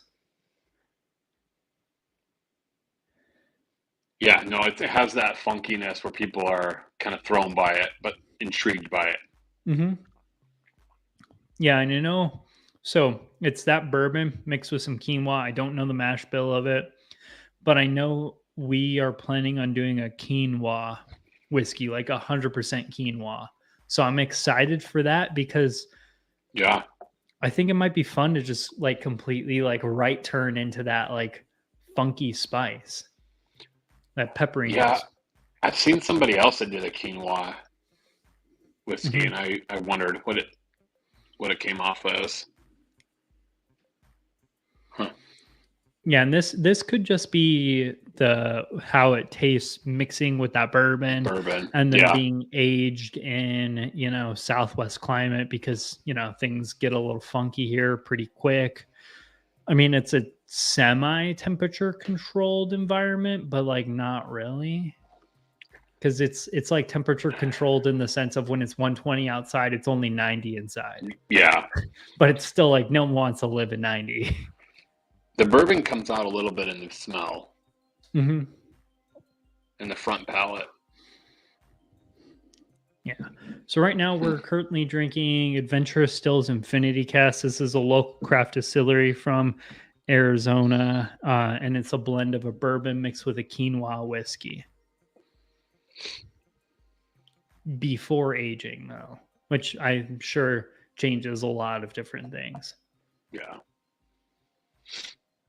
So what do you have coming up exciting for the channel for you that you're excited I about? don't know. I don't, outside of just producing more American single malt content, maybe getting a what's it called, a not promoter or promotional, what's it when you like rep other brands or some shit during Oh, like your video? ambassador. No, not an ambassador. Like a sponsorship. There we go. Oh, sponsorship. Yeah, Oh, okay. Yep, yep. maybe I'm currently in the works of maybe Cool. getting a sponsor, which would be nice because then I could buy some more stuff. Mhm. But basically, I mean, right now the plan is to just continue doing what I'm doing until I have more time to kind of be a little bit more adventurous and kind of go outside of my typical production type stuff. Like I would love Yeah, to, like for example, I would love to get a grill and start cooking with whiskey and see what the heck happens. yeah, Maybe do some more vloggy type things. I don't really know as of yet though. yeah, Again, so busy. It's so easy when I'm ridiculously busy to just stick to what I know, which is just making videos where I talk about stuff. Although I'm learning I kind of enjoy just sitting down and talking about concepts. I started hmm off doing a lot of tasting videos and stuff and yeah. reviews. And I think I just like talking about whiskey related content more. No, I you don't do a know. good job. I love your channel. I love the stuff Thanks. you do, and I like the stuff like you did this last week with Mhm. you know, stop by and budget bourbons. Like, I think it's intriguing to hear that perspective and Mhm. insight. How about you? What are you up to? Or what are your plans? I'm excited to see some meat and whiskey Yeah, reviews or yeah, combinations. yeah. I'm excited to get more into that. I used to have a barbecue channel years ago, and kind of merge the two together with barbecue and whiskey. And so as the weather gets nicer, I'll start doing some more barbecue type content. But March, I'm going to do kind of a rye rumble, March Madness kind of. Oh, heck yeah. I've put together kind of 20, 22 bottles of rye that I have, and so I'm gonna kind of do kind of a little bracket breakdown and do that. Otherwise, just kind of exploring different content to different things. I am fairly obviously new to the YouTube channel, and so trying to find kind of my Your corner or my groove. area that kind of is my thing. I don't mind Mhm. reviews, but I feel like there's so many good reviews out there that I don't want to try to replicate what they're doing already. So, Yeah. but I'll get into more barbecue here this spring, and like I said, I I have a food truck as a kind of a side gig with some buddies, and Mhm. we compete in the Kansas City Barbecue Society. So we'll do 5 to 6 competitions a year, and so I'll probably include some of that footage of behind the scenes competition barbecue and kind of what the Pitmaster show used to be. And so Mhm. yeah, we'll see. Like I Well, said, that sounds I'm cool. I busy, kind know of like you are. Mhm. I know not a lot of channels, at least that I'm tracking, and it could just be because I don't have a barbecue, so I don't watch a lot of barbecue Yeah, channels. But I'm not really aware of one that kind of melts those two together really well. I mean, I bet there's at least like one or two out there, but like yeah, it's not as overly saturated as, no, like you said, reviewing whiskey, where it gets to the point where it's like, does anyone really care about my opinion of said whiskey? yeah, When so many other people already do it really well. Like my oh thing yeah, is I like comparing things to each other. Instead of doing like one review, I'd rather take this bottle that's like brand new in the same bracket as this other bottle and then compare them against each other blindly to be like, hey, which one's better? Is it really worth the money or is it just yeah, kind of garbage? yeah. And barbecue, very similar to whiskey, is just blown up the last 10 years Mhm. here, and everybody has a smoker, everybody's cooking, Oh yeah. Yeah, I'm about and to be one of those guys when I get and it's more fun. money. It's very similar to whiskey, where it's just like you get caught up in the whole culture of it, the Mhm. concepts. There's different techniques, there's tips, there's different types of things you can do, and so obviously competing the last 8 years, we've picked up a lot of tips and tricks and different things that we've found that work really well and produce Mhm. really good barbecue. So it'll be Well, fun. I think kind of meshing those two topics together works really well too. Because who doesn't like barbecued brisket and Hmm. whiskey, especially an American single malt whiskey? Which There you go. arguably, I think this would go pretty damn well with some Oh barbecue. yeah, yeah. Actually, one of the funnest things I did is early in my whiskey years, bought the Knob Creek Maple, which I think everybody would Mhm. say is a disappointment. And I've actually never even had that because I've heard oh, it's a disappointment. So I'm oh, kind of, it is, but yeah. it is great for a brisket recipe as an injection.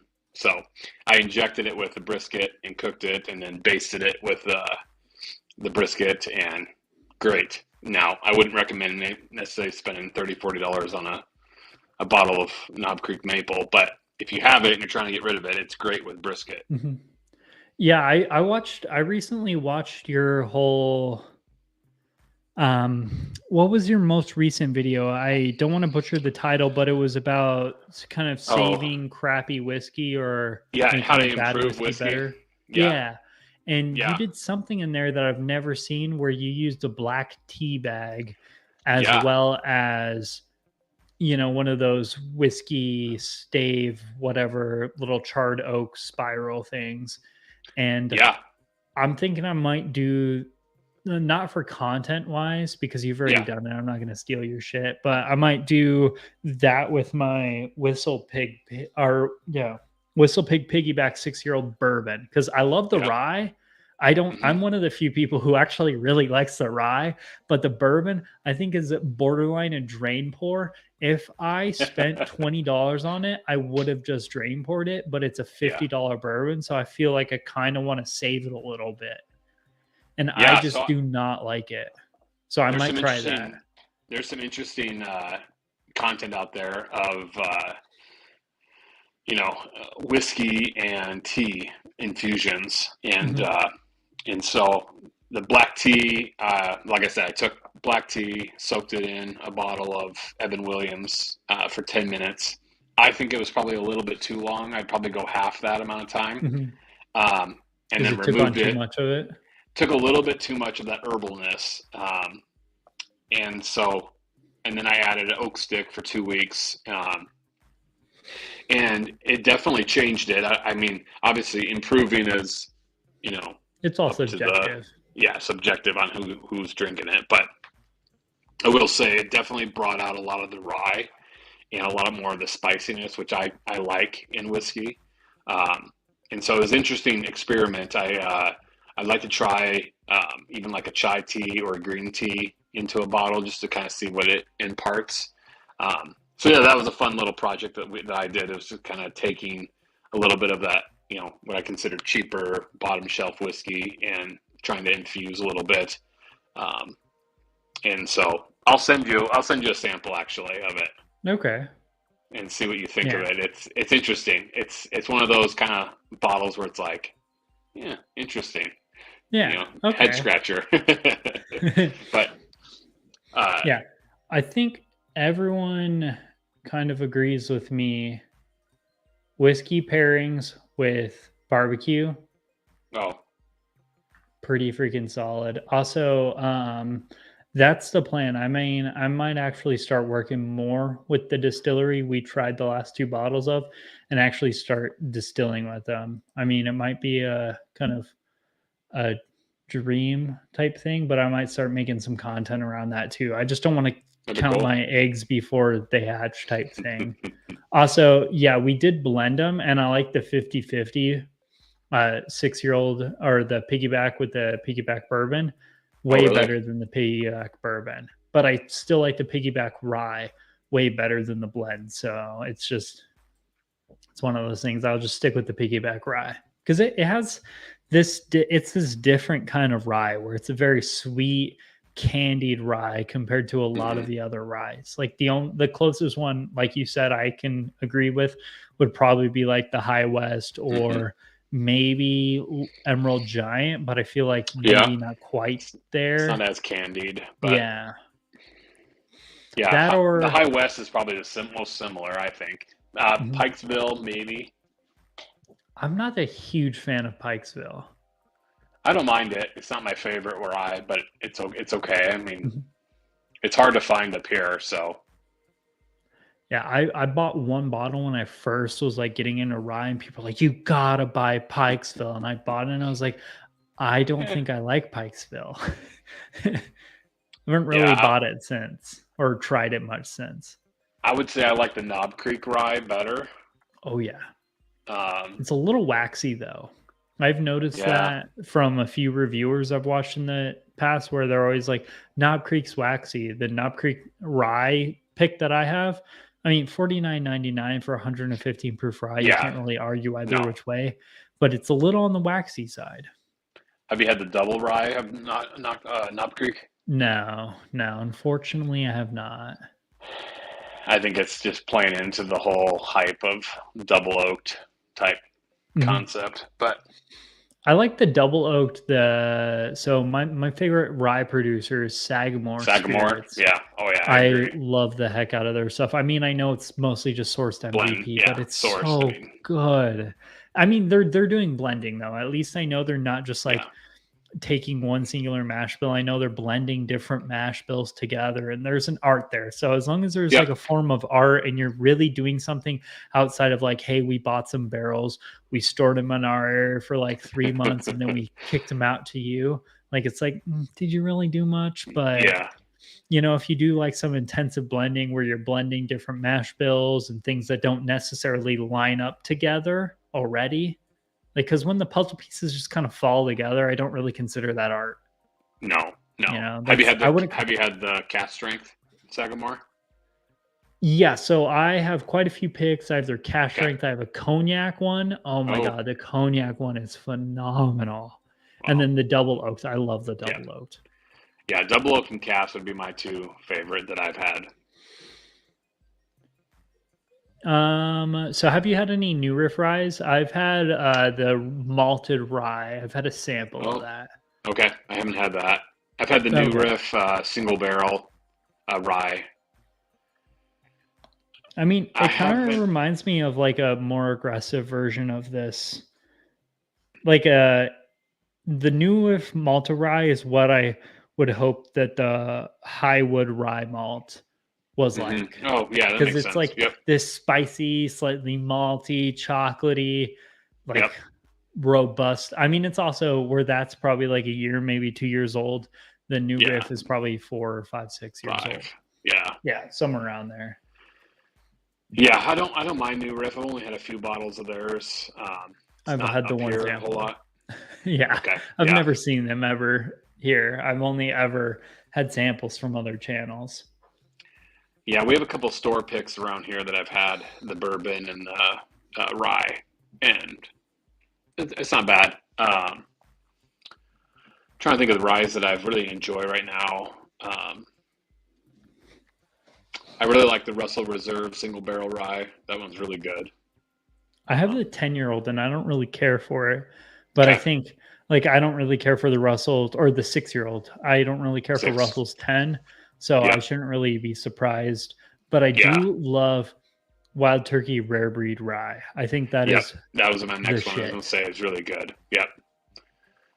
Yeah, and I really like the Middle West, the pumpernickel rye. I think that's really Oh good. yeah, that one's So good. incredible. Actually, I've had two of their bottles, and I think both of them are the best I've had.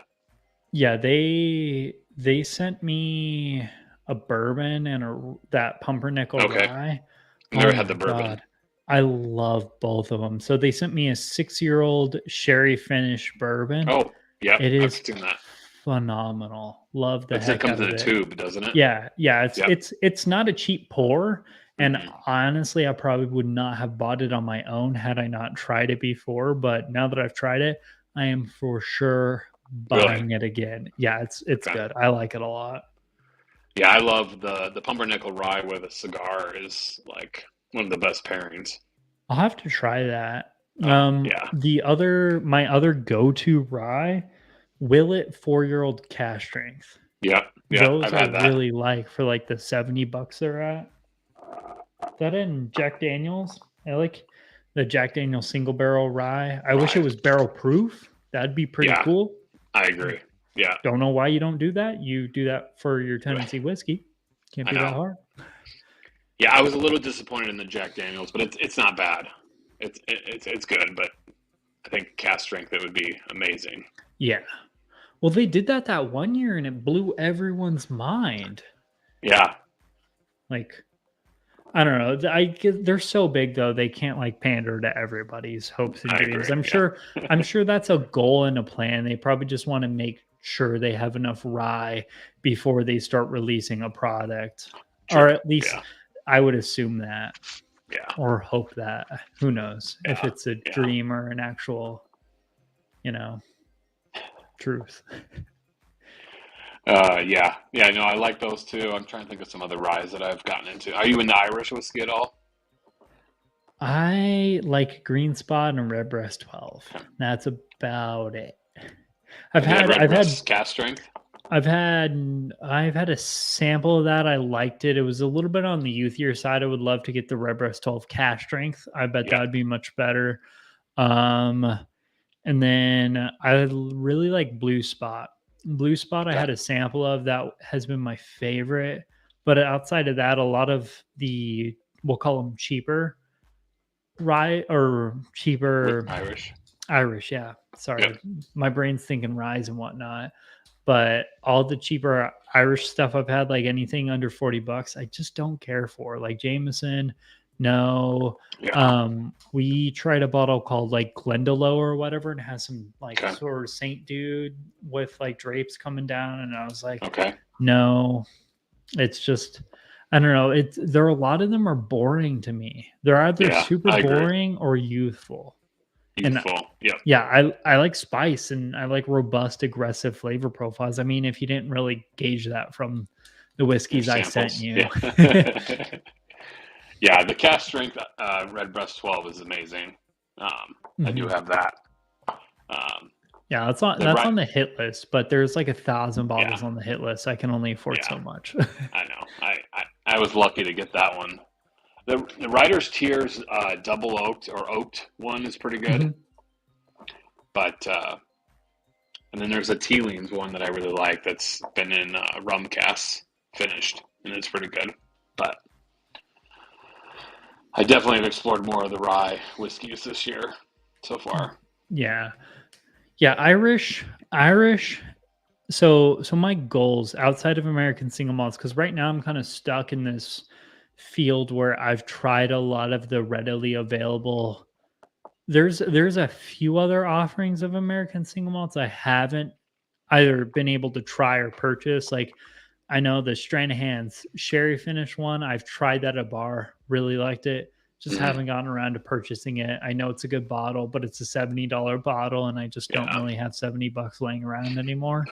Um, but like, there's not that many American single malts that are in my area of distribution that I haven't purchased or tried yet.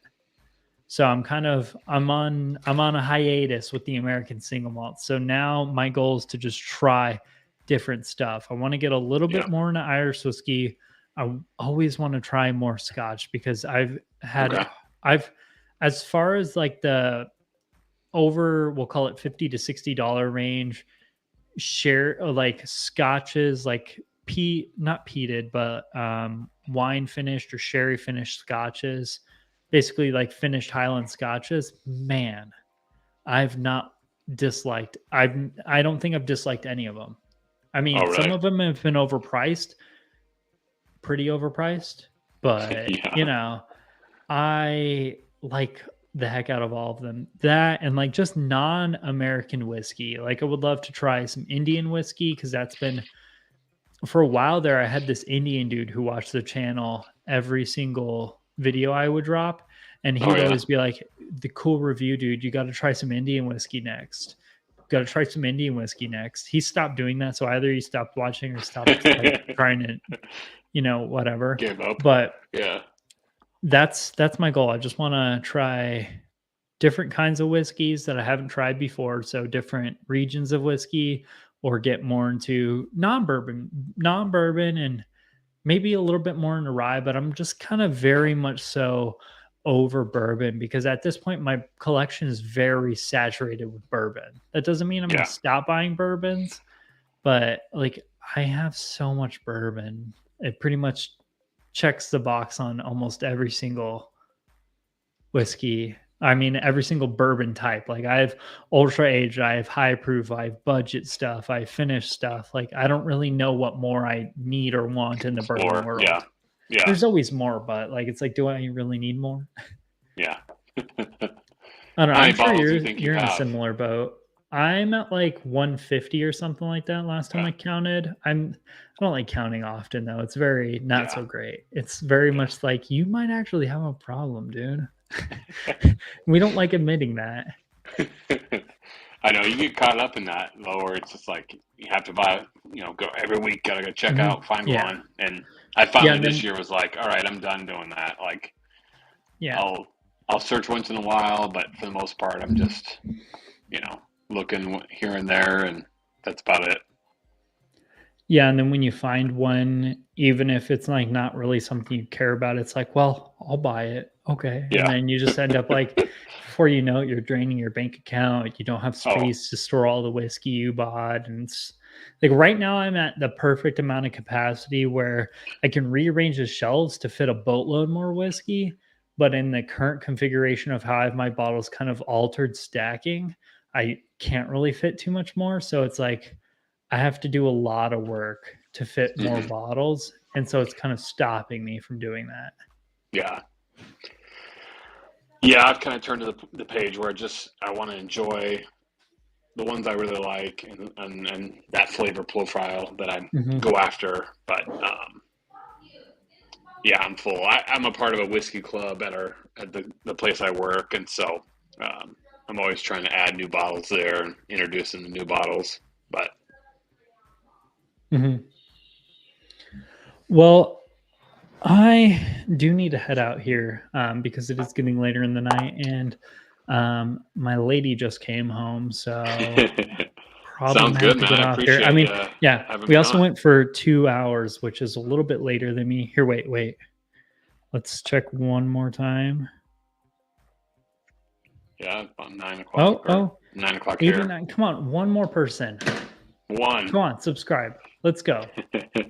Get after it. I'll answer last few questions. And one of you sons of bitches better go subscribe. If you don't subscribe, I'm going to come haunt you. Do you dig smoky American single malts? I do. I find I like smoky American single malts better than Isla whiskey nowadays.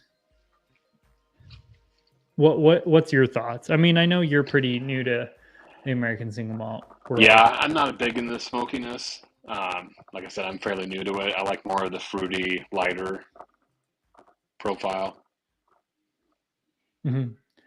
Yeah, and I'm kind of and I see where Sparky is kind of going with that, the whole Scotch and Irish drinker till you get into bourbon, because bourbon has so much more. Like bourbon is a constant, like I just dig the flavor profile of bourbon so much more.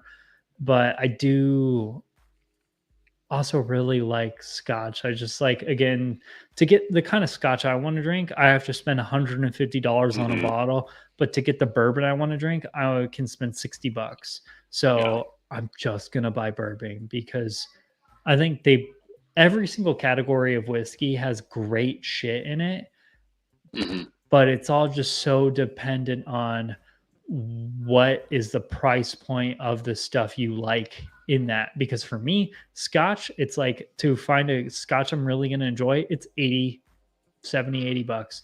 An Yeah. American whiskey, like an American single malt that it's at the equivalent of like a 70, $80 bottle is going to be like $50. A Hmm. bourbon is probably going to be like 30 or $40. Like Yeah. it's just because there's some great $40 bourbons that I think are on par with like a $70 scotch. Obviously different flavor profiles, but they bring like Oh yeah. robust, aggressive flavors that I like.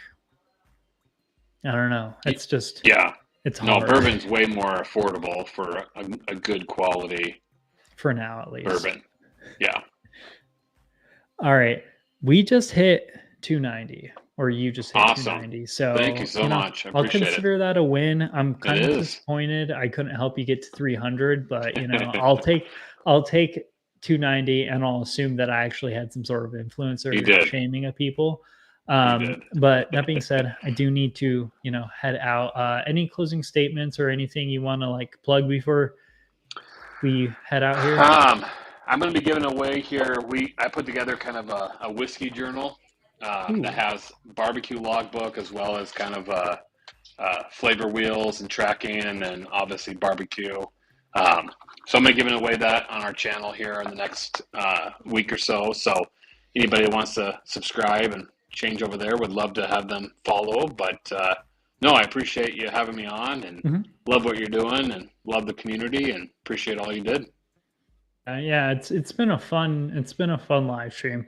I actually really enjoyed it, and I kind of really loved showing people Arizona whiskey because I don't get to do that a lot, and I absolutely love it. At least the 2 distilleries I sent you. Actually, all 3 I would drink again. And obviously, we don't get any Arizona maybe whiskey not the up here, Infinity cask, but once in a while. That's it's a little on the weird side. It's a fun one though.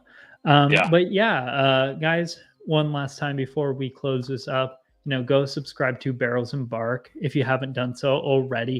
If you're rewatching it, go subscribe to him. Fix yourself, get right, un-F yourself.